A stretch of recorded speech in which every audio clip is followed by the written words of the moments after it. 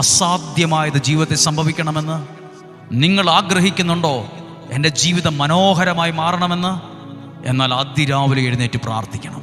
അതിന് ഒരു വചനം പരിചയപ്പെടുത്തി പ്രാർത്ഥിക്കുകയാണ്. ജ്ഞാനത്തിൻ്റെ പുസ്തകം 16-ാം അധ്യായം 25, 26, 27, 28, 29 വാക്യങ്ങളാണ്.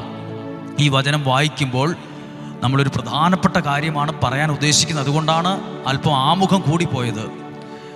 25-ാമത്തെ വാക്യം, കർത്താവേ, അങ്ങയെ ആശ്രയിക്കുന്നവരെ പോറ്റുന്നത് വിവിധ ധാന്യങ്ങളല്ല, അങ്ങയുടെ വചനമാണെന്ന് അങ്ങയുടെ വത്സല മക്കൾ ഗ്രഹിക്കാൻ വേണ്ടി. ഒന്നും കൂടെ കേട്ടെ. ആ കർത്താവെ, അങ്ങയെ ആശ്രയിക്കുന്നവരെ പോറ്റുന്നത് വിവിധ ധാന്യവിളകളല്ല, പിന്നെയോ അങ്ങയുടെ വചനങ്ങളാണെന്ന് അങ്ങയുടെ വത്സല മക്കൾ ഗ്രഹിക്കാൻ